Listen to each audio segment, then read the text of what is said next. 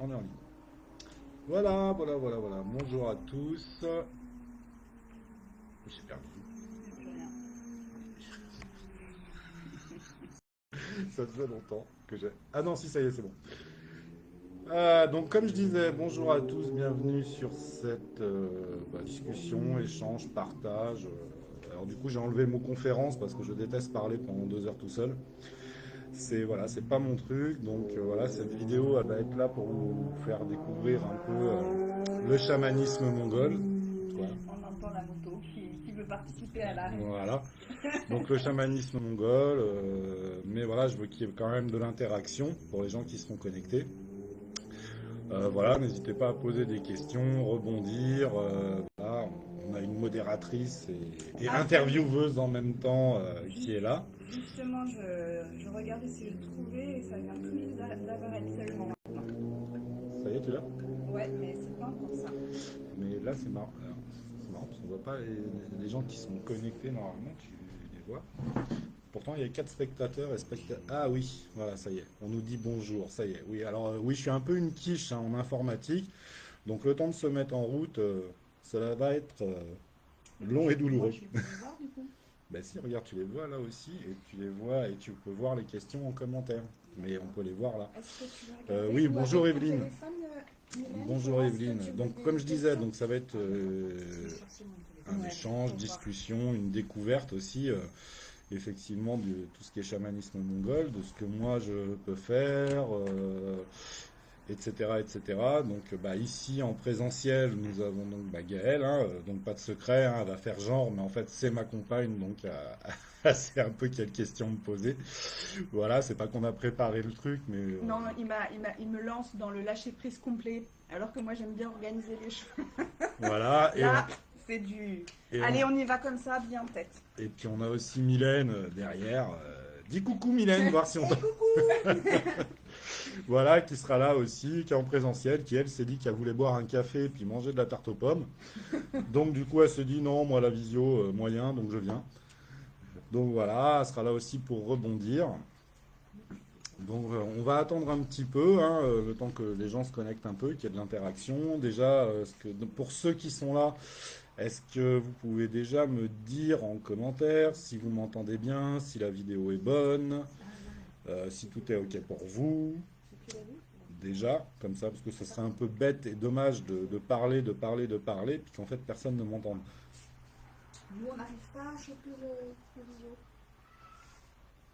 Bah, apparemment, il y en a qui ont chopé. Evelyne a chopé, Fanny, bonjour, a chopé. Et puis bah, les gens qui sont en ligne, voilà, si vous pouvez dire si vous m'entendez bien et si vous me voyez bien. Voilà, en attendant, je bois mon café, hein.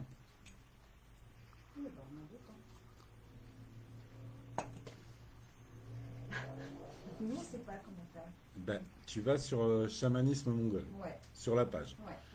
Et normalement, Ça apparaît.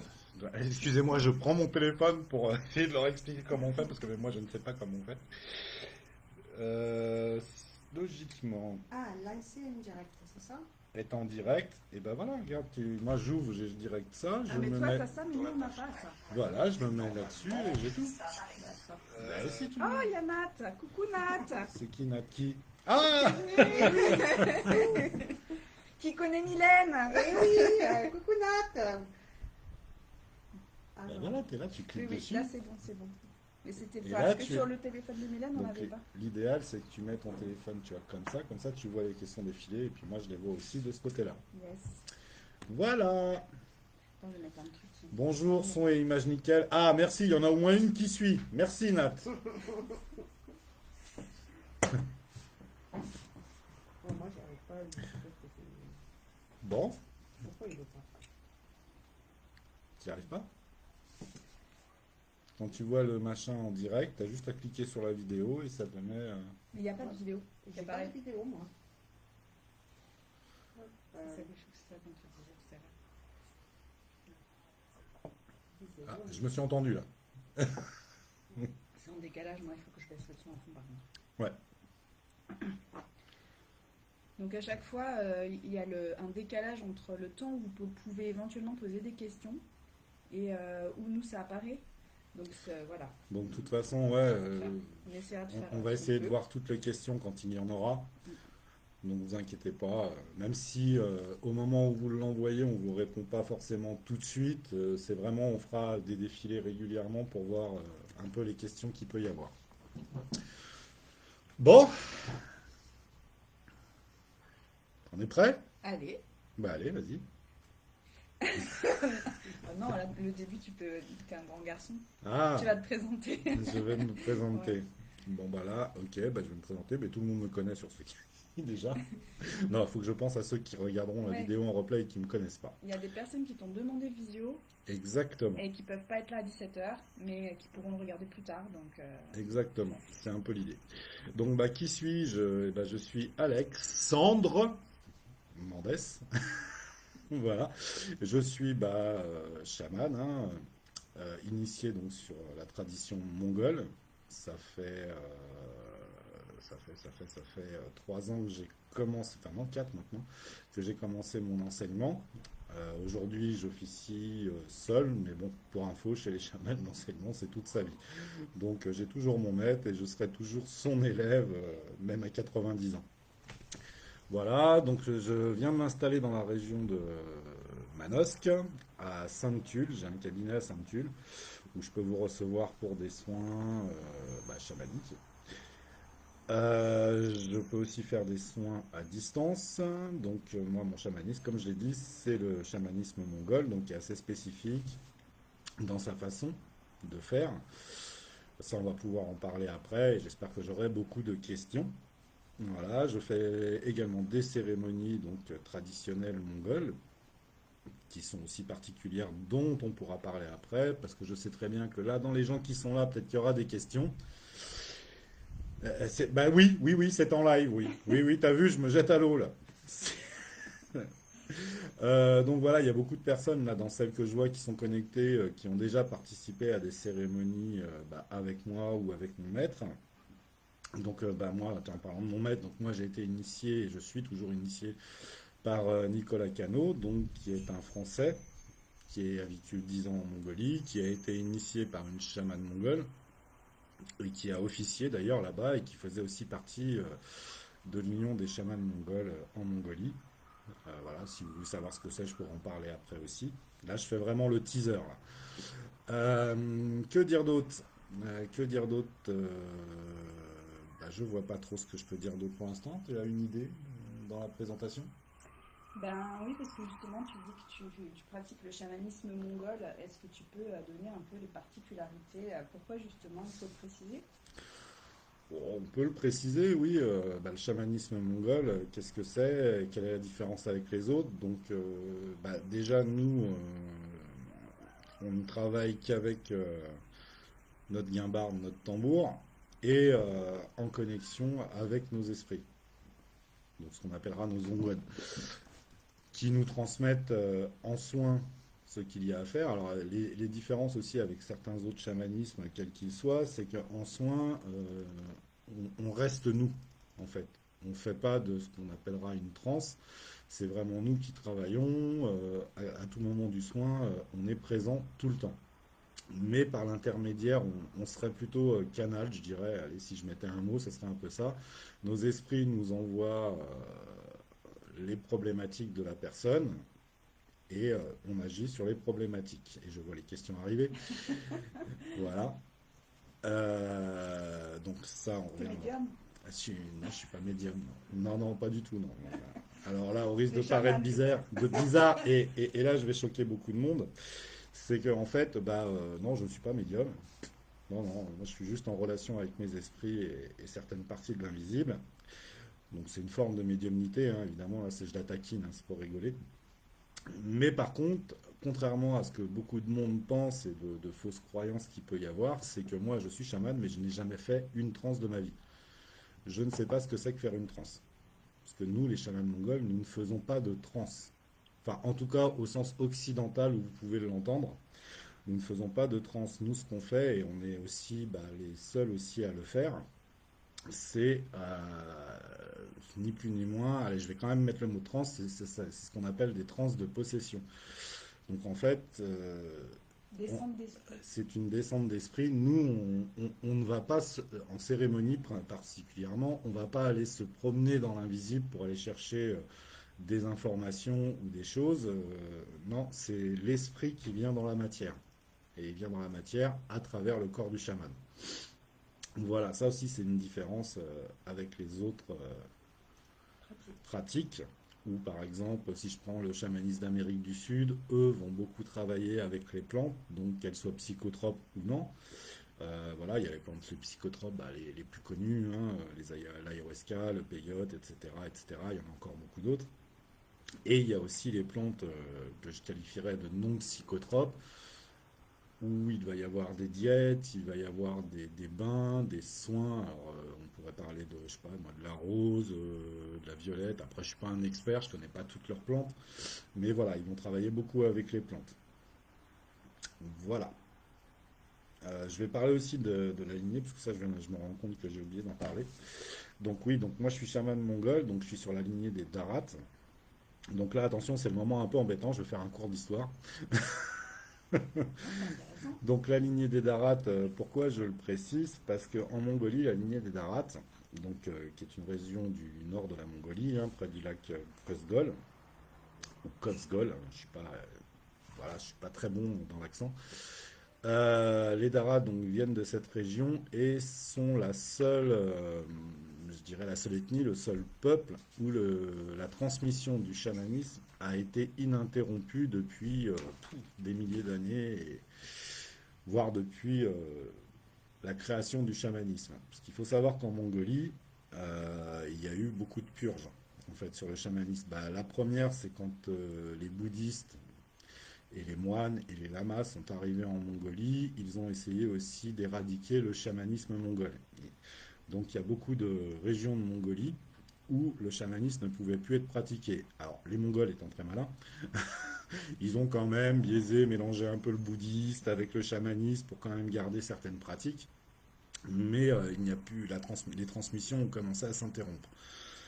Sauf chez les Darats. Les Darats étaient sur une région un peu plus reculée, un peu plus montagneuse, et du coup ont pu continuer à pratiquer clandestinement, évidemment, hein, mais ils ont pu continuer à pratiquer et à transmettre. Ensuite, il y a eu une autre purge plus dans les années 70, si je dis pas de bêtises. Hein, vous me corrigerez si, si je dis des bêtises, mais je crois que c'était ça, c'est aux alentours des années 70 où les Russes sont arrivés et pareil, ont voulu éradiquer le chamanisme mongol. Là, ça a été très violent aussi parce qu'il y a eu des arrestations, il y a eu des exécutions, il y a eu, voilà, ils en envoyaient certains dans les mines, enfin, c'était vraiment atroce, quoi, c'était vraiment une purge. Et sauf chez les Darats. Voilà, les Darats, encore une fois, par leur position géographique étant un peu plus reculée, ils étaient beaucoup moins, entre guillemets, je sais pas comment on peut dire, beaucoup moins en J'imagine avant qu'il et y en a beaucoup quand même moins qui ont pu le subir. Hein. contrôlés. Oui, oui, je dis pas que personne ne l'a subi, mais je Mais dis que certains. c'était beaucoup plus compliqué d'aller les contrôler dans cette région. Et ils ont pu continuer effectivement, encore une fois, à transmettre et à pratiquer. Voilà. Donc c'est pour ça que j'insiste là-dessus. C'est vraiment une lignée qui est pure. Hein. Je dis pas ça parce que c'est la mienne, mais en fait, en gros, sur tous les chamans d'Arat, tous les enseignements qu'on a pu recevoir, occidentaux compris, hein, parce qu'il ne faut pas oublier que je suis occidental et qu'il y en a d'autres, je suis pas seul. Tous ceux qui ont reçu un enseignement d'Arat l'ont reçu d'une façon orale, parce que les enseignements chamaniques se font principalement dans les cérémonies et il n'y a pas d'écrit. On n'a pas de livre voilà, en disant jette 3 cuillères de lait en l'air, fais 3 fois le tour du soleil, enfin bon, bref, voilà. Ça, on n'a pas. Donc, c'est vraiment des enseignements oraux. Donc, en fait, les enseignements que moi j'ai reçus de mon maître ou que d'autres ont reçus de leur maître sont vraiment d'une façon orale et directe. Voilà. Je peux te poser une question du coup? Non, pas là. Non, je plaisante, oui, vas-y. Quand tu parles justement de l'enseignement, tu parles de l'enseignement de ton maître. Est-ce qu'il y a Mhm. une partie aussi d'enseignement directement par ce que tu appelles tes esprits? Oui. En fait, le maître est là pour, dans un premier temps, on va dire, pour vraiment nous enseigner la tradition en elle-même. Moi, je vais reprendre des mots que mon maître m'avait dit quand j'ai commencé. Il m'a dit, moi, je suis pas là pour t'apprendre justement à acheter 3 cuillères de lait en l'air. Je suis vraiment là pour t'apprendre à construire quelque part ta pratique. Alors oui, effectivement, il y a des codes, il y a certains protocoles pour mettre en route une cérémonie, sur nos accessoires, nos outils, etc. Mais on a quand même cette liberté, comme on dit souvent bah, en Mongolie, hein, voilà, il y a 1500 chamans, il y a 1500 façons de faire. Mais la base sera toujours la même pour tous. Et en fait, les enseignements, on les reçoit principalement des esprits, donc que ce soit les nôtres, ou moi pour ma part, mes premiers enseignements, je les ai reçus par vraiment les esprits de mon maître en cérémonie qui venaient pour moi. Donc, bah voilà, je ne vais pas vous faire tout ce qui se passe, mais on vient déjà travailler beaucoup et on travaille toujours beaucoup sur notre sphère émotionnelle parce que bah, on en parlera sûrement après, mais nos émotions sont, je sais pas comment je pourrais dire sans faire peur à tout le monde, mais les émotions bah, sont impactantes sur quelqu'un, mais beaucoup plus sur un chaman. Chez les chamans, les émotions telles que la colère, telles que surtout la colère, peuvent amener bah, beaucoup de choses un peu néfastes si on ne les maîtrise pas.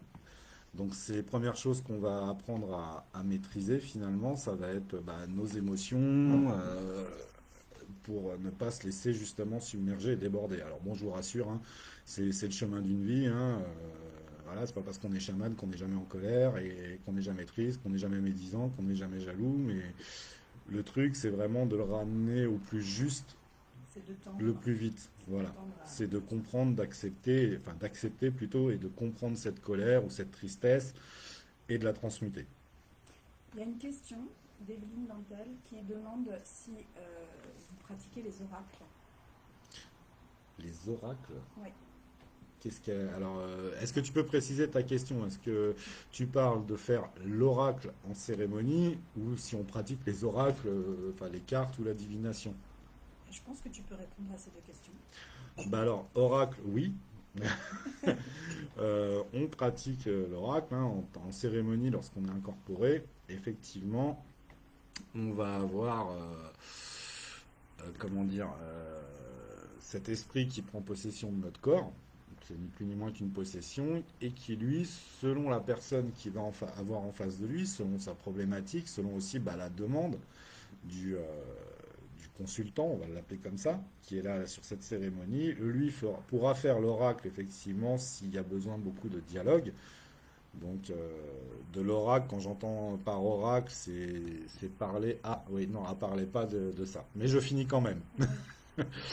Donc, voilà, qui fera oracle. Donc, moi, ce que j'appelle oracle, c'est quand il va surtout parler pour guider la personne, peut-être la mettre en conscience sur certaines choses ou faire des mises en lumière. Et où il fera, alors j'allais dire, non, c'est et, enfin, ou et, plutôt, ça pourra être couplé avec un soin beaucoup plus on dira dans la matière qui sera beaucoup plus physique, où là, effectivement, il pourra effectivement travailler sur la personne physiquement pour résoudre certains problèmes. Par exemple, sur la partie oracle, il peut y avoir des questions très pratico-pratiques. Des personnes qui viennent, par exemple, demander si Ah leur oui, oui, déménagement, si leur voilà, lieu de vie est adapté ou pas, exactement. Les sur leur questions vie vont, amoureuse. exactement. Les questions peuvent aller alors encore une fois, c'est de l'humour, hein, mais j'ai perdu mon portable où il est et à effectivement vraiment des guidances, je dirais, sur leur chemin, quel qu'il soit effectivement amoureux, professionnel, familial, etc., etc. Ou plus largement, le chemin de vie. Ça revient beaucoup en cérémonie, par exemple.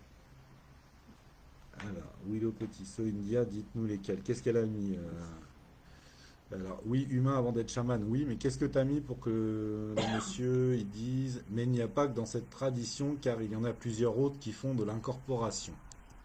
Alors, non, il n'y en a pas plusieurs autres, c'est pas des incorporations mongoles. Le mongol est vraiment de la possession. En fait, les autres traditions vont faire effectivement des incorporations, mais pas sur... comment expliquer ça? C'est compliqué.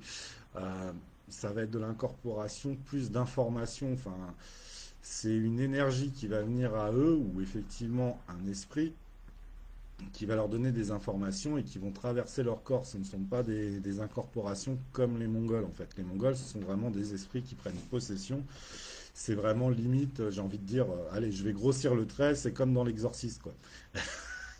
Toi, ce que tu parles, c'est pas vraiment des incorporations, c'est plus, effectivement, là, je reprendrai le mot, c'est plus des trans, mais vraiment des trans qui leur donnent accès à, alors, selon les ethnies, évidemment, hein, que ce soit chez les hindous, chez les tibétains, chez les népalais, etc., etc., et il y en a bien d'autres, hein, je les connais pas tous, ils peuvent incorporer des fois quelques-uns des divinités.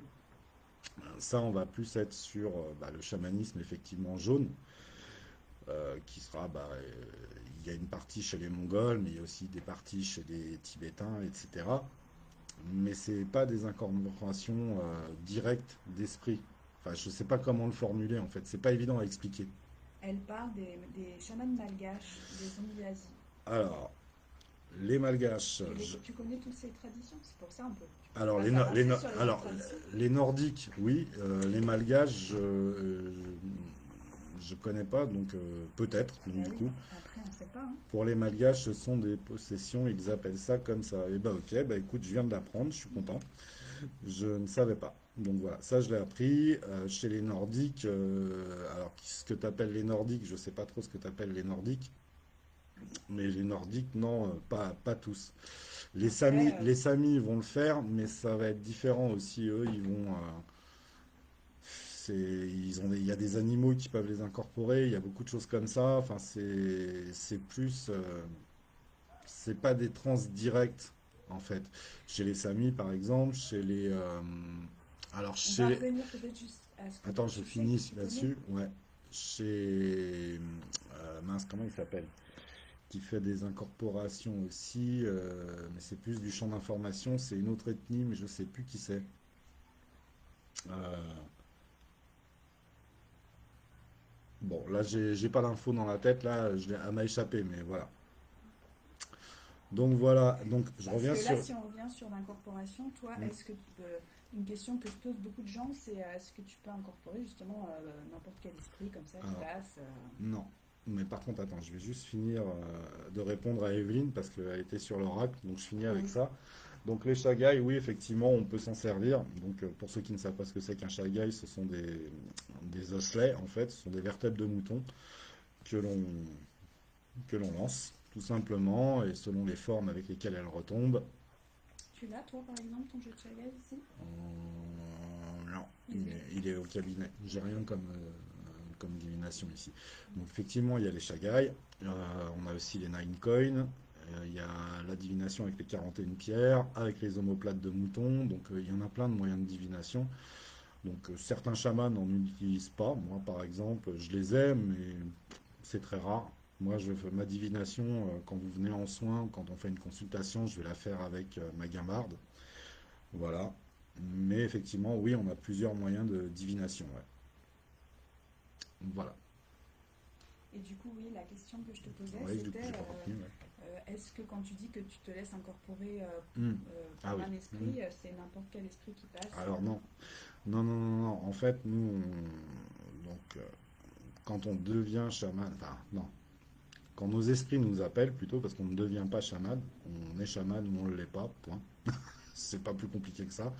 Donc il y a un moment dans la vie du chaman, du futur en Mongolie en chaman tout cas. en Mongolie, même dans beaucoup d'ethnies en fait, hein, tu regardes, il y a, moi à ma connaissance, dans les ethnies traditionnelles, je précise bien, qu'elles soient en Amérique du Sud, qu'elles soient du coup nordiques, malgaches, etc., etc.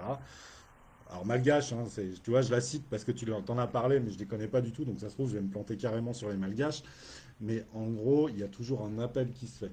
Donc ça va être soit par les esprits, soit ça va être ce que j'appellerais, alors entre guillemets, un appel, mais la lignée. C'est-à-dire que les dons sont transmis par le papa, la maman, le grand-père, la grand-mère, d'un côté ou de l'autre. Mais voilà, il y a l'autoproclamé, c'est généralement, c'est voilà, j'ai pas de vérité absolue, mais bon, voilà, c'est rare. Du coup, j'ai oublié la question. Ah oui, les incorporations.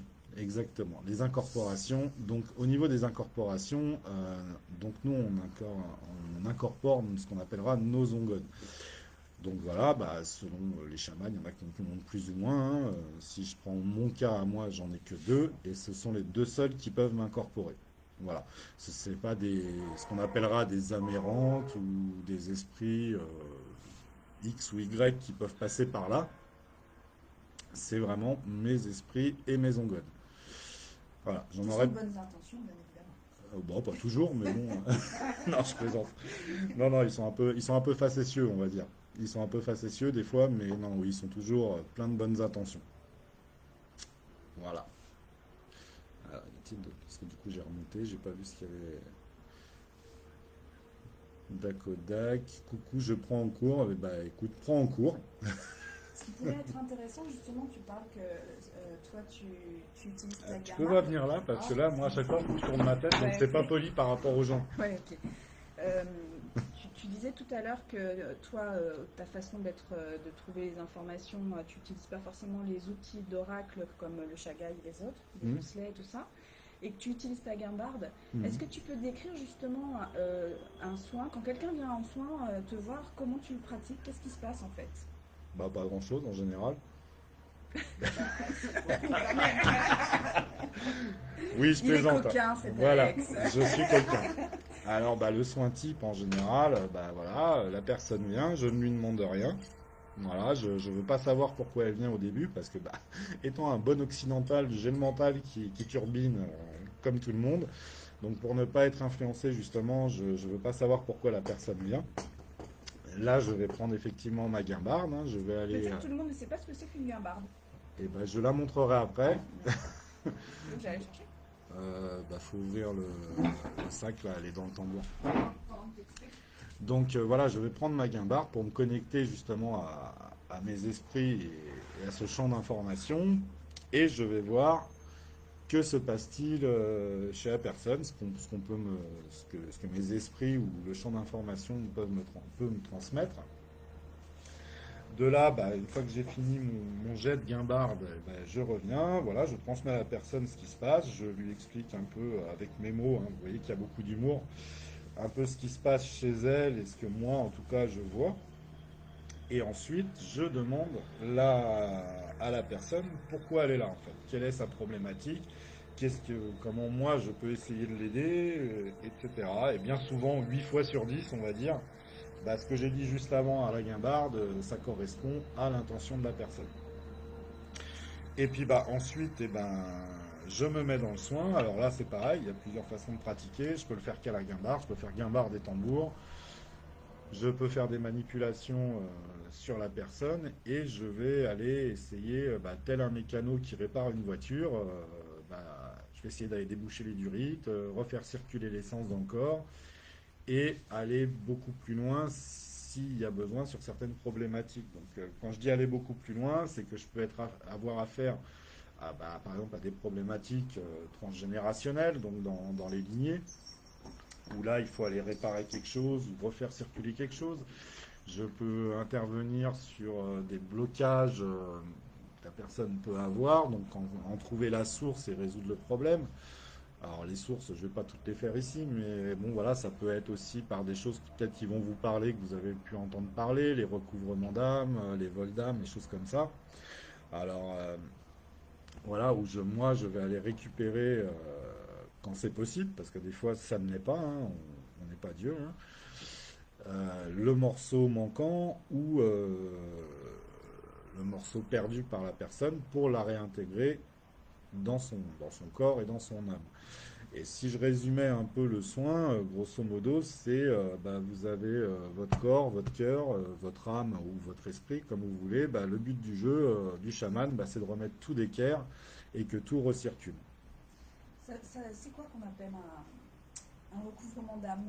C'est quoi qu'est-ce qui s'est passé en fait? Pourquoi il manquerait un morceau? Un recouvrement d'âme, c'est... attends, je sors la guimbarde en même temps. Un recouvrement d'âme, c'est... Alors je vais employer des mots très psy pour le coup, pour comprendre la chose. Alors, hop, la guimbarde, là, pour ceux qui voulaient savoir, c'est ça. Je vais tout à fait. Voilà, c'est un petit objet métallique. Voilà, mais on verra tout à l'heure, ouais. Donc, tu me disais, ouais, c'était Bah, le recouvrement d'âme. le recouvrement d'âme. Dans Qu'est-ce que quel c'est sens qu'un recouvrement Qu'est-ce qui s'est d'âme? passé? Pourquoi Donc, au cours d'une vie, un recouvrement d'âme, en fait, c'est vous subissez plusieurs blessures, plusieurs traumas, on en a tous. Voilà, le recouvrement d'âme, ça va être quand vous subissez effectivement donc un trauma. Donc, ça peut être un trauma complètement une parole blessante, par exemple? voilà, insignifiant tel qu'une parole blessante et anodine des fois, juste bah tiens par exemple, oh là là Alex, t'es vraiment chiant par exemple. Bim, donc moi je vais regarder en rigolant et puis mais en fait mon âme va être blessée, je vais perdre un morceau. Ça peut aller évidemment sur des traumas beaucoup plus graves, hein. Là on parlera de viol, d'attouchement, de violence, violence qu'elle soit psychologique ou physique, tout un tas de choses comme ça. Donc voilà, donc ça en fait, eh ben, quand vous allez perdre votre partie, généralement ce morceau va être bloqué à un endroit dans l'invisible. Parce que votre âme, elle a dit non, non, non, pour moi, c'est intolérable de vivre ça, je veux plus vivre ça, je veux plus voir ça, et en fait elle reste bloquée à un moment donné de la vie, et moi le but du jeu c'est d'aller me balader et d'aller récupérer ce morceau et de vous le réintégrer pour que vous soyez complet. C'est souvent ce qui se passe quand vous pouvez, par exemple, vous avez un peu des schémas répétitifs dans votre vie, ou voilà, je vais prendre des choses un peu classiques. Vous n'arrivez pas à garder une relation amoureuse, vous n'arrivez pas à communiquer, vous êtes fermé, vous êtes... Voilà, souvent c'est qu'il manque un morceau. Voilà, grosso modo. Après, il y a le vol d'âme. Alors, voilà, ça c'est le terme générique, mais je n'aime pas vraiment cette expression parce que pour moi, elle n'est pas vraiment juste. Voilà, mais encore une fois, je ne parle que pour moi. Un vol d'âme, je dirais plutôt un échange d'âme en fait. Quand vous êtes en relation, encore une fois, je vais prendre des exemples très parlants pour comprendre.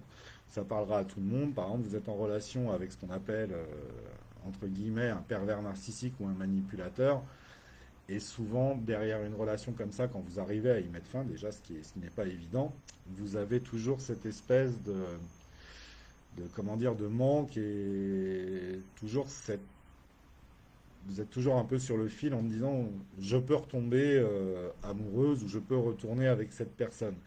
Et ben, c'est tout simplement parce qu'il y a eu effectivement ce qu'on appelle un vol d'âme. Cette personne a gardé une partie de votre âme, alors d'une façon consciente ou inconsciente, hein, j'ai envie de dire 9 fois sur 10, c'est plutôt inconscient. Mais à contrario, vous avez gardé aussi une partie de lui, ou d'elle. Selon On peut donner aussi une part de soi. on peut donner, mais là on part encore dans des trucs un peu plus gros. Ouais, on peut, ouais, dans certains cas. Mais là, je préfère prendre des exemples qui sont assez parlants, on va dire.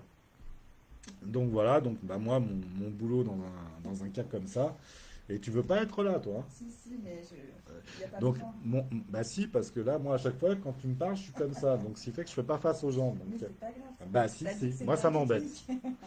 Bref, bah tiens, alors voilà, comme ça. Je continue. Alors, Donc, attends, j'ai pas fini. Donc voilà, moi, mon boulot, bah, c'est d'aller récupérer chez la personne qui a, entre guillemets, je dis bien entre guillemets, volé le morceau, aller récupérer le morceau qu'il a volé, mais aussi ramener le morceau que l'autre personne a gardé. Voilà. là, je trouve que c'est intéressant parce que si on veut justement se dire pourquoi je vais T'es pas très respectueuse, tu parles sans être en face de l'écran. on se dit Hein? pourquoi... C'est vrai, Mylène. Je dirais rien. Je me rapproche, je me rapproche. Je disais là, c'est intéressant cette partie parce que on pourrait se dire pourquoi justement qu'est-ce que c'est que le chamanisme, quelles sont les particularités, les spécificités, et pourquoi j'irais plus voir un chaman par exemple que un énergéticien. À chaque fois, il y a plein de choses différentes, et là cette partie-là, elle peut être justement assez spécifique au travail du chaman, d'aller se balader pour aller récupérer des fragments d'âme. Bah, je dirais qu'on a plus de facilité. Maintenant, tout le monde, un énergéticien pourra le faire, je pense. Mm. Après, Ok. voilà, je ne vais pas parler pour les autres. Mhm.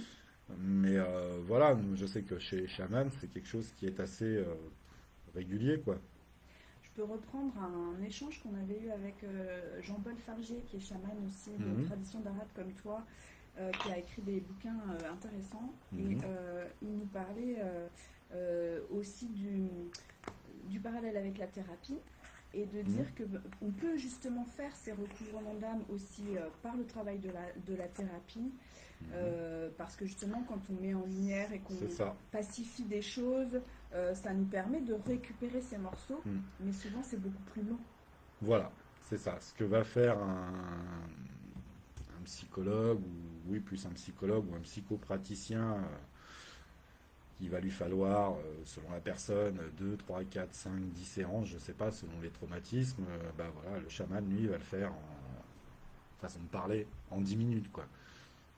Mais après, par contre, là où c'est intéressant ce que tu dis, c'est qu'il faut savoir que nous, on va être, comment dire, on va être le maçon en fait. On va aller chercher le morceau, on va le réintégrer. Par contre, ce qui est bien, c'est souvent de travailler en complémentarité avec justement des psychologues ou des psychiatres ou peut-être des psychopraticiens qui ont d'autres pratiques. Parce que bah, selon les traumas et les morceaux d'âme qu'on ramène, bah, ça chamboule. Et en fait, on peut se retrouver vite déstabilisé, bah, d'être complet, hein, aussi bizarre que ça puisse paraître. Et des fois, on peut avoir besoin effectivement d'un accompagnement psy, parce qu'une fois que la partie est ramenée, bah, comment Faut je pas la pourrais dire, reperdre. faut pas déjà, faut pas la repère, mais il faut surtout se réhabituer à vivre avec, Oui. parce que ça veut dire que c'était un trauma, donc l'esprit, le conscient, l'inconscient, etc. est très bien fait, hein. C'est un peu comme quand vous avez une douleur à la jambe droite, et ben la jambe gauche va compenser et vous allez réussir à marcher à peu près bien. Mais vous n'êtes pas complet, parce que voilà. Et ben un morceau d'âme en moins, c'est un peu ça. Votre esprit, votre inconscient, votre corps va s'habituer à fonctionner avec ce trauma et cette blessure et va mettre en place des stratégies pour ne pas y être confronté, en tout cas le moins possible. Sauf que Des vous n'êtes défenses, pas nous complet. aussi on appelle ça des défenses du coup. Hmm. Bah voilà, Mm. bah, c'est comme elle a Plein, dit, c'est comme elle plein a de dit elle. mécanismes défensifs pour pouvoir voilà, s'adapter à l'environnement. Voilà, et puis voilà quoi, tout Du simplement. coup, on n'en a plus forcément besoin et du coup, Non. il faut réapprendre. À vivre avec. Donc moi, personnellement, ça m'est déjà arrivé d'avoir des gens en soins où effectivement, bah, j'ai ramené des morceaux sur des traumas un peu beaucoup lourds et où j'ai recommandé, et d'ailleurs c'est ce qui se passait souvent, de mettre en place quelques séances avec un psychologue ou une psychologue pour justement bah, décortiquer un peu plus la chose. Parce que le risque, ce serait de retomber dans Bah, des schémas exactement. familiaux, des, Parce que euh, faut savoir une chose, alors attention, boubou, roulement de tambour, je vais faire peur à tout le monde. Le morceau d'âme, cette partie d'âme, on peut la ramener plusieurs fois. Mais il n'y a pas de nombre illimité. C'est pas un jeu, c'est pas vous la perdez, vous allez voir un chaman, un énergéticien, un praticien X ou quoi au caisse, il va vous le ramener à chaque fois. Non, il arrive à un moment où le morceau d'âme, il va dire hop, hop, hop, hop, hop.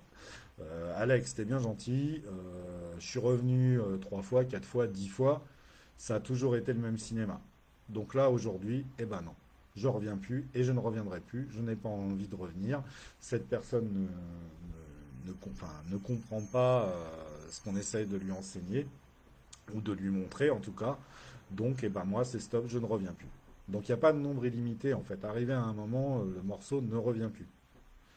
Donc ça, il faut le savoir, c'est important de le savoir. Moi, c'est ce que je dis quand les gens viennent en soins. Voilà, je leur dis, ben, bah, de maintenant, une fois que la problématique et que le trauma est mis en évidence et que le morceau d'âme est réintégré, je les invite vraiment à travailler sur eux et à comprendre ce qui s'est passé, ce qui se joue et de modifier leur comportement pour être au plus juste, quoi. Sinon, le morceau, hop, j'ai des questions alors qui sont. ah bah vas-y. C'est parti, Euh, moment question. C'est moment clope aussi. alors là, ça reprend plutôt ce que tu décrivais tout à l'heure quand tu parlais des lignées, Ouais. que tu étais de la lignée des Darates. Mhm. Evelyne, elle demande si on appartient forcément à une lignée. Alors, encore une fois, j'ai pas de vérité absolue, je ne parle que de ce que je connais. À ma connaissance, oui. Voilà, à ma connaissance, oui. Chez les Mongols, quand on est appelé par les esprits mongols, hein, quel qu'il soit, quelle que soit la région, ils sont souvent rattachés à une lignée et à une région. Voilà. Ça marche beaucoup comme ça aussi sur le côté sibérien. Oui, elle en parlait tout à l'heure de la Voilà. Sibérie, justement. C'est pour ça, parce que j'ai bien vu, il me semblait bien que j'avais vu quelque chose passer sur la Sibérie, donc chez les Sibériens aussi. Mhm. C'est l'occasion parfois d'ailleurs pour des personnes qui se questionnent, autant quand tu es sur le soin, tu n'as pas forcément ce genre de réponse puisque tu dis que tu restes bien Alex et que tu es Mhm. guidé par tes esprits. Oui. Mais par contre en cérémonie, vu Mhm. que c'est justement ton esprit qui est dans ton corps, là on a des réponses Que moi, beaucoup j'aurais, plus ouais, précises. que j'aurais pas pu donner forcément. Ouais. Je peux Euh, peut-être raconter une petite anecdote. oui, il faut peut-être raconter une petite anecdote. Vas-y, rigole, Sophie, t'as vu la Gaëlle? Non mais c'est trop drôle, je me marre en regardant mon couple. Non mais parce que c'est quand même, ça peut être parfois très étonnant. Ne regarde pas moi, regarde la Ah, caméra. mais non, mais c'est pas grave. Oui, alors ça peut être parfois très étonnant. Je repense à une cérémonie qu'on avait faite au mois de mai dernier, où il y a une personne qui a été validée chamane et qui, l'esprit d'Alex lui a donné des indications extrêmement précises. Donc effectivement, concernant et sa lignée, mais même géographiquement assez précis dans la géographie de ses ancêtres, de lignée justement, et qu'elle trouverait avant l'année du serpent son enseignant dans telle ville au détour d'une ruelle et qu'il faisait partie, que ce serait un homme et qu'il ferait partie de tel clan. Et il s'est trouvé qu'au mois de septembre, cette chamane a réussi à mettre en place ce voyage et que tout s'est déroulé comme ce qu'a dit l'esprit de... Voilà, on l'appelle Bourruc, l'esprit d'Alex, et où effectivement c'est dans cette ville-là, au détour d'une ruelle, qu'elle est tombée sur un homme qui fait effectivement partie du clan, nommé, et qui lui a validé et lui a donné des enseignements, des guidances pour son costume, etc. etc. Donc parfois quand on ne sait pas, sur le lieu des cérémonies, on a des réponses. Et ça, c'est vraiment ce qui sort du lot par rapport aux soins. Le soin, vraiment, ça va être sur soi, son corps, c'est problématique. Mais sur des questions précises comme ça, c'est sur les cérémonies. Et d'ailleurs, il peut arriver aussi qu'en soins, il y ait cette information qui vienne. C'est-à-dire, vous venez pour problématique X, hein, peu importe la problématique, moi je vais essayer de travailler dessus, et là je vais avoir un message des esprits qui va me dire, en gros, donc là je le fais avec mes mots, hein, mais qui va me dire, cette personne-là, faut que je la voie en cérémonie. Voilà, donc moi je ne fais que transmettre l'info, encore une fois, la personne a son libre arbitre, hein, mais il y a des choses qui doivent se régler qu'en cérémonie parce que il y a plus de force, peut-être parce que c'est l'esprit qui a des choses à lui dire, peut-être que voilà, bon, des causes et des raisons, il y en a, voilà. Mais il se peut que des fois, vous veniez en soin et qu'à la fin du soin, je vous dise, pour aller plus loin ou pour résoudre telle problématique, ou alors juste l'esprit a des choses à te dire, je vous dise, voilà, prochaine cérémonie, il faut que tu fasses une cérémonie. Il y a So qui demande si tu as une spécialité ou plusieurs en tant que chaman noir. Ça, tu l'as pas précisé, effectivement, les chamans noirs. Oui, je suis un chaman noir. Non, je plaisante. Oui, alors il faut savoir que chez les Mongols, il y a plusieurs chamanismes. Enfin, plusieurs chamanismes. Plusieurs couleurs de chamanisme, je dirais, ce serait plus exact. Vous avez les chamans noirs, vous avez les chamans blancs, vous avez les chamans jaunes, et vous avez aussi, il en reste encore quelques-uns, des chamans rouges. Alors, les spécificités de ces chamans. Alors, sur le chaman noir, il y a deux explications possibles. Vous choisirez celle que vous avez envie. Moi, perso, j'ai choisi la mienne. Mais voilà, il y a une partie des Mongols, je dirais, et puis des Occidentaux aussi, qui vous diront que le chamanisme noir, c'est en fait la forme originelle du chamanisme. C'est vraiment le chamanisme vraiment traditionnel. Donc voilà, ça c'est la première chose sur les chamans noirs. Vous avez une partie qui vous dira ça, et vous avez l'autre partie qui va être plutôt les chamans noirs. Ils peuvent travailler sur beaucoup de choses un peu compliquées, on va dire. Ça va être des choses comme des. Je vais prendre des mots occidentaux, hein, mais voilà, ça peut être des exorcismes, ça peut être de la magie noire, ça peut être sur les sorts, sur tout ce qui va être. Alors non, j'allais dire une connerie, donc je vais pas la dire celle-là. Ça fera une de moins que j'aurais dite. Mais voilà, on va travailler vraiment sur des choses vraiment très dark parce que bah, nous, tous ces endroits, on est un peu comme à la maison. Voilà, le chaman blanc, lui, puis il y a aussi le chaman noir, ça va être les esprits avec lesquels il travaille, en fait. Donc moi, par exemple, je suis un chaman noir, je vais travailler surtout avec les esprits, si je prenais des termes un peu néo-chamaniques, je dirais avec les esprits du monde du milieu et les esprits du monde du bas. Voilà, grosso modo, chez les Mongols, on va dire les esprits de la terre. Voilà, La nature. voilà, terre, nature, qui va regrouper en fait tout ce qui va être les animaux, les végétaux, les mondes souterrains, le monde aquatique, l'eau, etc., etc. Le chaman blanc, lui, il va travailler surtout avec les esprits du ciel. Donc voilà, tout ce qui va être des esprits quand même qui sont Ascensionné. ascensionnés pour certains, mais surtout qui ont une grande sagesse. Et dans ses fonctions, on va dire, là où lui va se sentir le plus à l'aise, c'est vraiment sur soigner et guérir les gens. Que ce soit sur des maladies, que ce soit sur du physique, que ce soit sur une guérison de l'âme, c'est vraiment la guérison, lui, son fer de lance. Ensuite, vous avez les chamans jaunes. Donc les chamans jaunes, alors là, on est dans le summum, hein, je m'incline. Voilà. C'est vraiment, il en reste très peu en Mongolie, très très peu. Et là, ce sont vraiment de très très très grands chamans parce que eux, ils vont connecter avec des déités. En fait, ils vont incorporer des déités et voilà, ce sont des oracles et ils sont très très forts. Et eux, je pense qu'ils font à peu près tout. Je ne suis pas spécialisé, hein, mais je pense qu'ils touchent vraiment à tout. Bah, Avec, comme tous d'ailleurs, hein, parce que ça c'est vraiment très occidental de mettre des étiquettes, mais effectivement, que moi je suis un chaman noir, mais par exemple je peux très bien faire des guérisons, tout comme mon maître qui est un chaman blanc peut très bien faire des exorcismes, etc. La différence, ce sera peut-être, je dirais, le temps qu'on mettra ou la difficulté peut-être qu'on aura à aller loin. Voilà, moi, si c'est un exorcisme, voilà, c'est entre guillemets, c'est quelque chose que je fais pas tous les jours, mais où je me sens à l'aise et où je vais faire ça. Encore une fois, tout ce que je dis là, ce ne sont que des images, hein, c'est bien différent dans la réalité et quand on le fait. Mais en gros, là, moi, où je mettrais 10 minutes pour faire un exorcisme, ben, mon maître mettra peut-être 2 heures. Et inversement, moi, je mettrais peut-être 2 heures pour faire une guérison et lui, il la fera en 10 minutes. Mais voilà, on est tous capables de faire tout. Voilà. C'est juste des spécialités qu'on a et où on se sent plus à l'aise, tout simplement. peut-être préciser que le chamanisme jaune, il y a le côté avec le bouddhisme.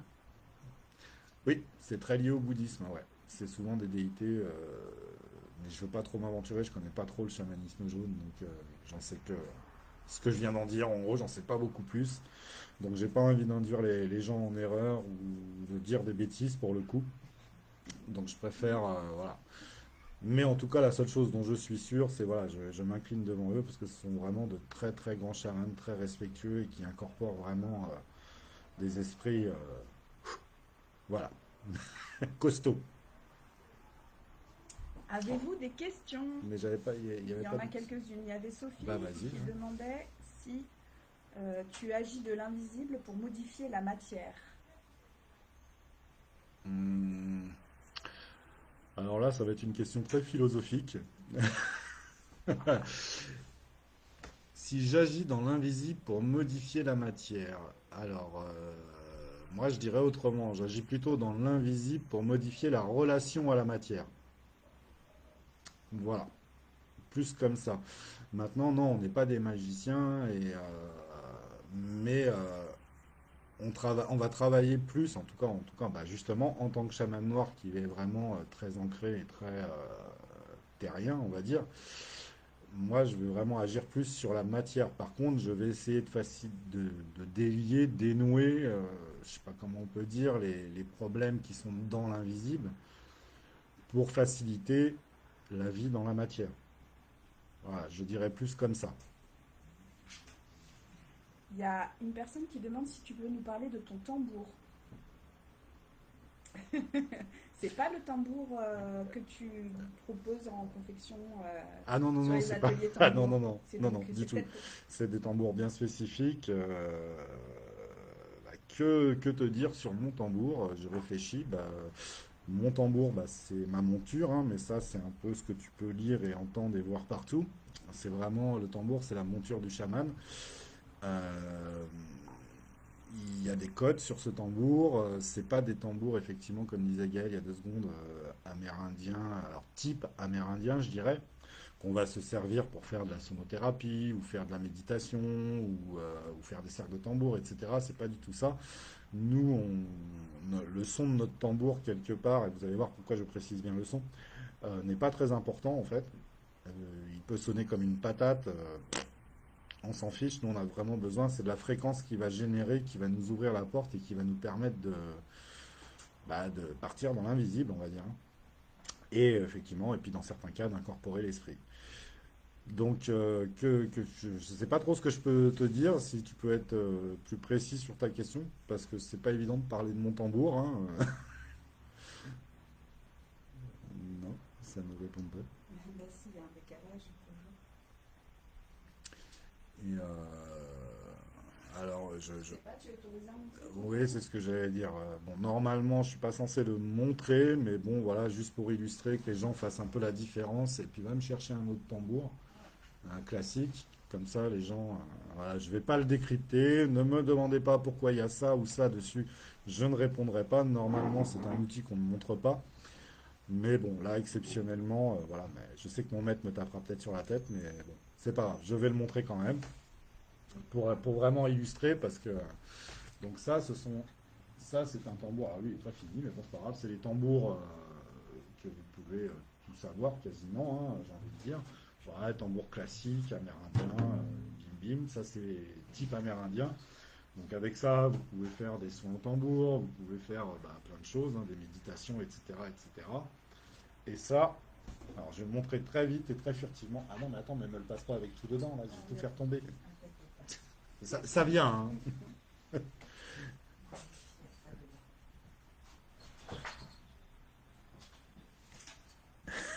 Ah, Sophie, la question piège.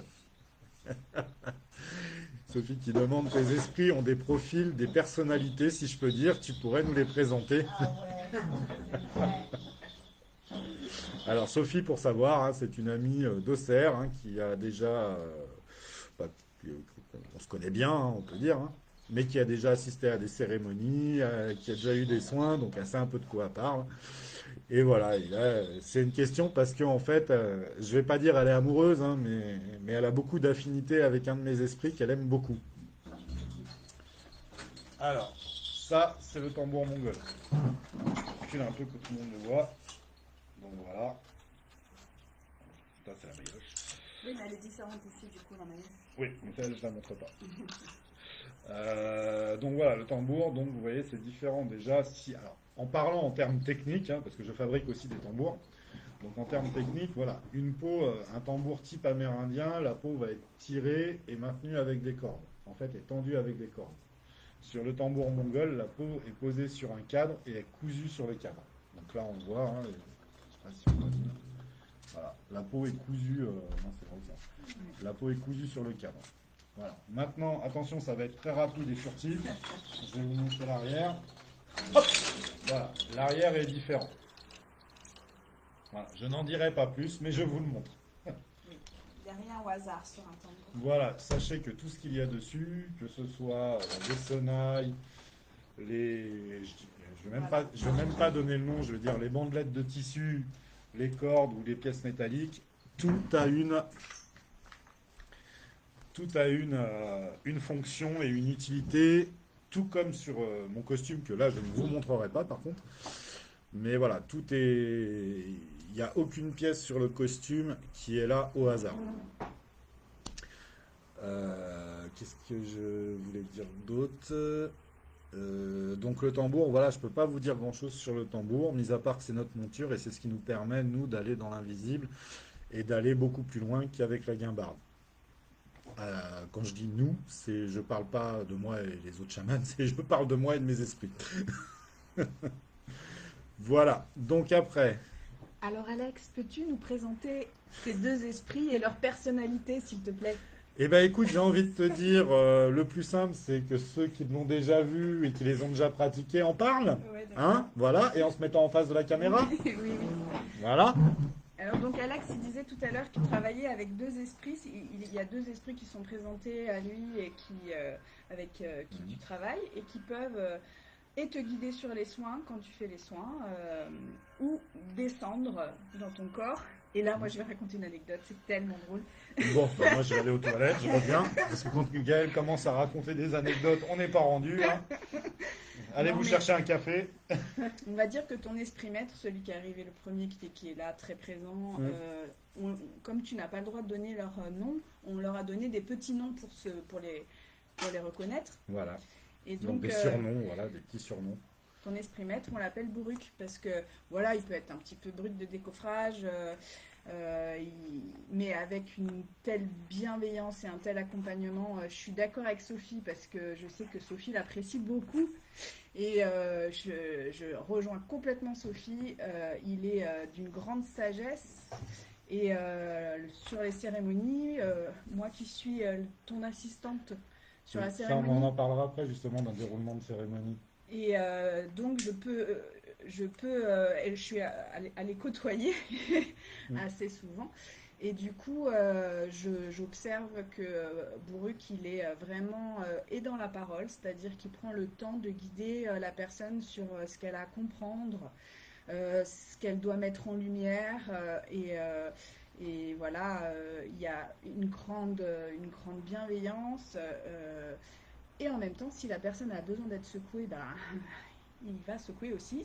Ça va être vraiment propre à la personne et ce qu'elle doit vivre. Mais en général, il est vraiment très très doux finalement. C'est ça qui est étonnant. Il a le côté brut et en même temps, il est vraiment d'une très grande sagesse. Et donc, c'est Bourruc. Voilà. Mhm. Et puis, tu as un deuxième esprit qui est un Moi, je esprit dirais, femme. alors moi c'est Oui, un vas-y. truc qui me vient, moi quand je pense à Bourruc maintenant, je dirais que c'est le Stéphane Plaza de l'invisible. Ah bon? Oui. C'est un grand négociateur. C'est un grand négociateur. Ah oui, Oui. c'est un grand négociateur. Dans les parties invisibles, justement, il va beaucoup négocier dans les cas de possession, dans des cas un peu compliqués où il faut qu'il aille justement dans l'invisible et dans certaines parties de l'invisible pour aller récupérer ou discuter, il va négocier. C'est un négociateur. Voilà. Alors que Pomponnette, on l'appelle Pomponnette, la deuxième, la femme, elle Mm. peut pousser tout le monde et dire attends, là il faut couper ce lien qui pourrit la vie de la personne quand même, faut le dire. Et elle y va pas par quatre chemins, elle y va direct. Non, elle ne négocie pas. C'est pour ça que Bourruc c'est un grand négociateur et Pomponnette, voilà, Pas du tout. elle est dans l'action, elle est Voilà. dans l'action directe. Mais physiquement, quand dans leur énergie et même dans les incorporations, tu me rates si je me trompe, mais en gros, ils vont être à l'inverse de ce qui dégage quand ils arrivent. C'est-à-dire que Bourruc, bah voilà, ça va être vraiment, enfin, toujours en train de râler, de machin, et compagnie. On pourrait dire qu'il est un peu dur pour le coup, Il est alors qu'en vraiment- fait, il est très doux. Alors que Pomponnette, ça va être l'inverse, ça va arriver, c'est quelqu'un de très doux dans la parole, dans les mots, dans les attitudes, etc. Mais par contre, voilà, elle rigole pas, quoi. Elle a pas de temps à perdre. Non, non, moi je discute pas, je fais ce qu'il y a à faire et je m'en vais, quoi. Alors la petite anecdote que je voulais raconter, c'est la première fois, c'est quand Alex l'a incorporé la première fois. La toute première fois qu'elle est descendue dans ce corps, ben, vous voyez Alex, hein.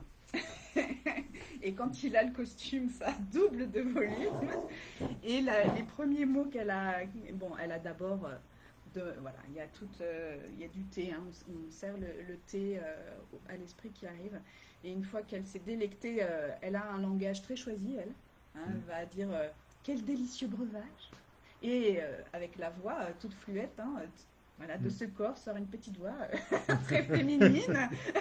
Les postures sont beaucoup plus choisies, délicates, etc. Et Un peu comme toi, là. C'est ça? exact, c'est ça. Et par contre, la toute première fois, elle a commencé à faire.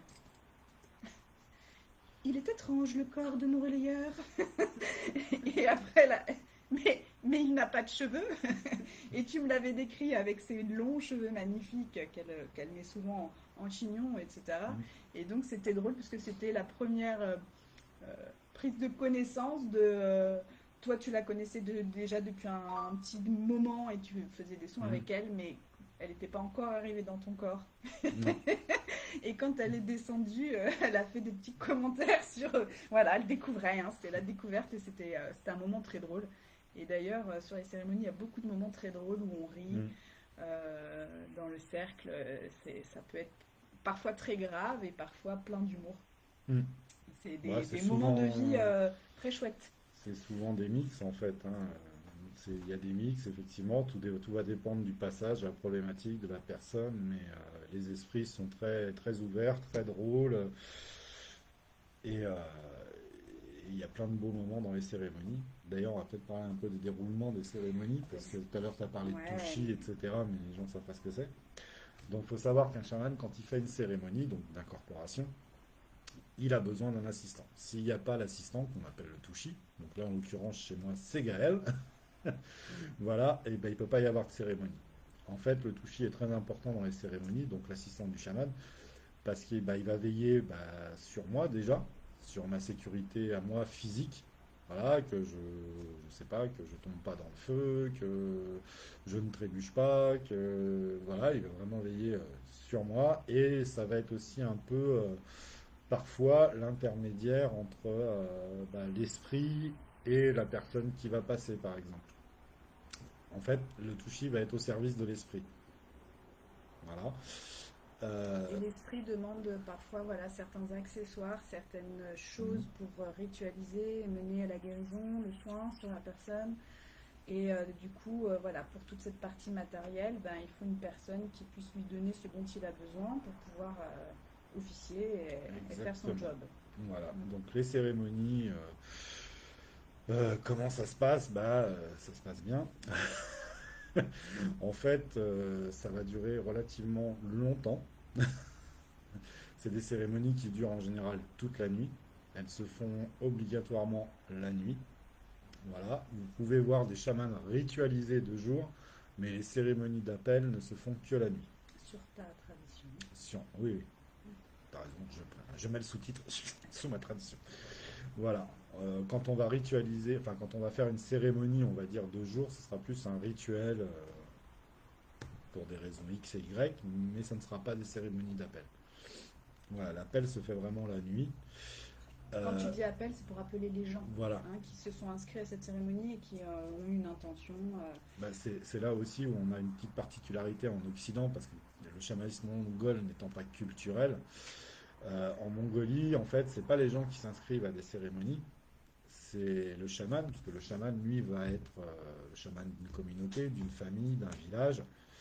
Et quand les gens viennent le voir en soins, c'est le chaman qui va lui dire tiens, là, toi, il faut que tu viennes en cérémonie. Et dès qu'il a un certain nombre de personnes, va déclencher la cérémonie. En Occident, c'est moins connu, donc du coup, c'est l'inverse. C'est le chaman qui va proposer une cérémonie où les gens vont s'inscrire. Mm. C'est une petite différence aussi. Il y avait Savitri Kiradkor qui demandait si tu incorporais de la même façon, si tu étais en soins individuels et en cérémonie, mais elle est arrivée plus tard et Ouais, tu avais déjà répondu à cette alors question. donc non, non, parce qu'en soins individuels, je n'incorpore pas. Je reste moi tout le temps. Si je l'illustrais d'une façon très simple, en soins individuels, c'est moi qui vais chercher des informations dans l'invisible. En cérémonie, c'est l'invisible qui vient dans la matière.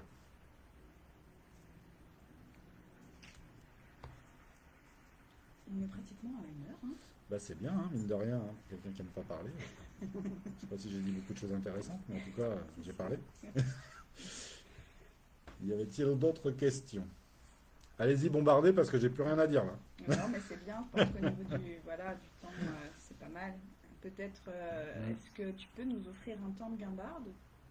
Oh, je vais de la gambarde, mais il faut que je mette mon chapeau, il faut que j'allume le Oui. genévrier, il faut... Non, mais sans être sur quelque chose de. Ah ben non, mais je peux pas, il faut... Ah, voilà. Ah ben oui, le genévrier. Et le Alors jaune. donc je vais vous offrir un temps de guimbarde.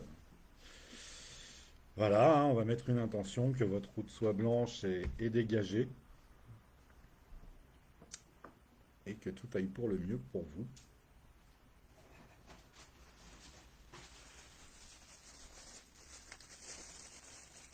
Voilà, la touche y près partout, hein, parce que je ne peux pas jouer de la guimbarde comme ça. Alors je pourrais, bah si, remarque, j'aurais pu prendre une guimbarde, une autre guimbarde.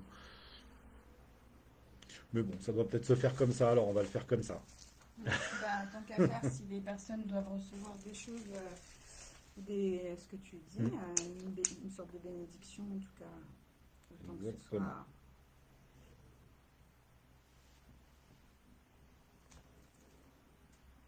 Hop, je tourne la caméra pour la préparation. Vous n'avez pas à voir ça.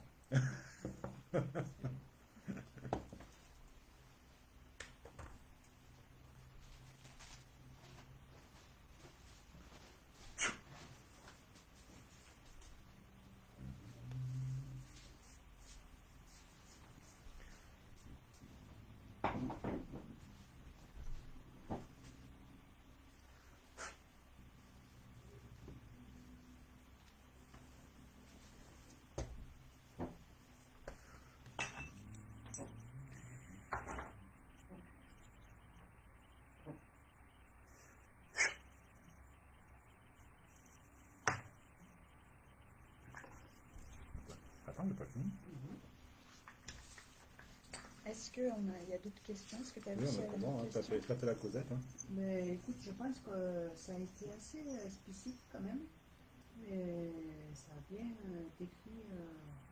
On a une représentation. Voilà. Ouais. Après, si chacun est libre d'approfondir ou pas, Oui. ça fait une chance, quoi. Mm. Oui, on pose la question à Mylène parce qu'elle ne connaît pas du tout le chamanisme mongol, tu disais. Et du coup, ça peut être un repère de se dire est-ce que voilà, ça permet toi une représentation un petit peu de ce type de chamanisme. Et voilà, est-ce que du coup ça t'a éclairé un peu? Oui, tout à fait. Tout à fait. Bon, il y a encore beaucoup de choses à Alors, apprendre. je répondrai après le temps de guimbarde, Sophie. Ah, t'avais une question, mais attends, t'as Elle me demande si j'ai déjà été en Mongolie. Ah, Et là, je sais que Gaël va se faire un plaisir de raconter. Allez, le temps, il me faudrait une heure de plus. hop, allez. Oui, là, je me suis transformé. Bon, bah, c'est parti. Eh ben, écoutez, soyez en accueil, juste profitez de ce que vous recevrez, ou pas, mais profitez sinon juste du moment.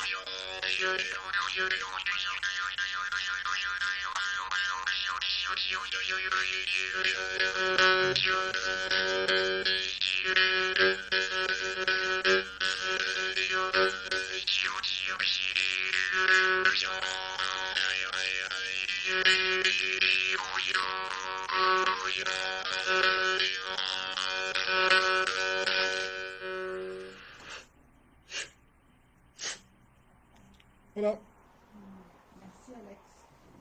de rien, Gaël. Bon, voilà, c'était juste pour que vous ayez un peu une idée de ce que ça peut être la guimbarde.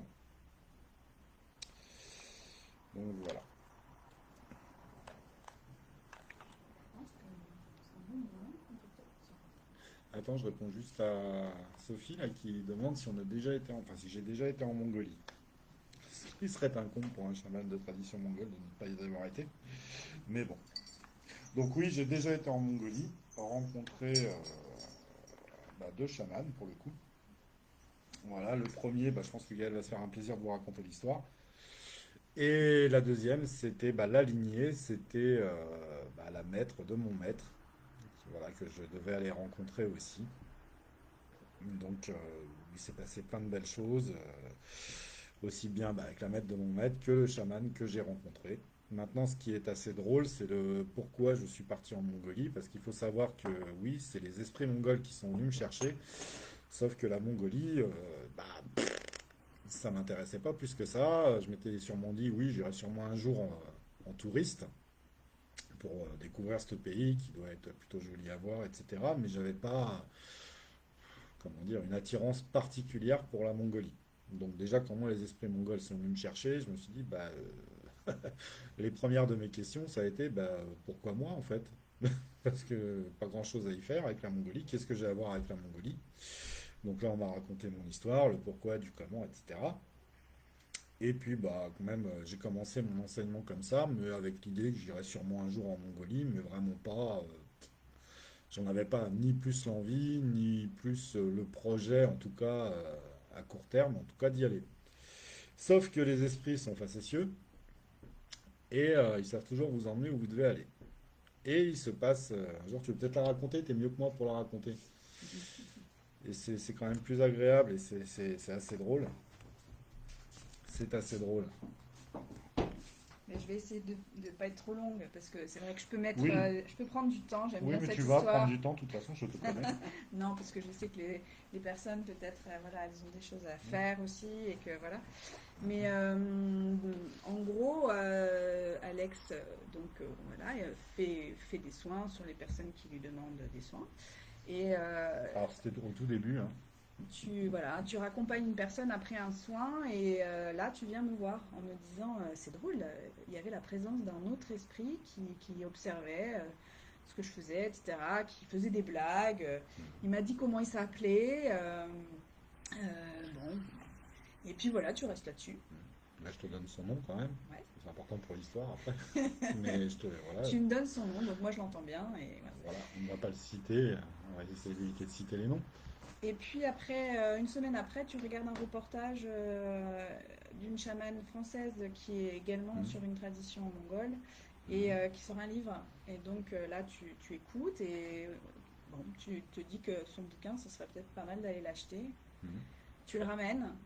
Et là, moi, je te découvre, tu es là tout comme un enfant. Tu dis, ah, c'est cool, il y a des photos au milieu et tout.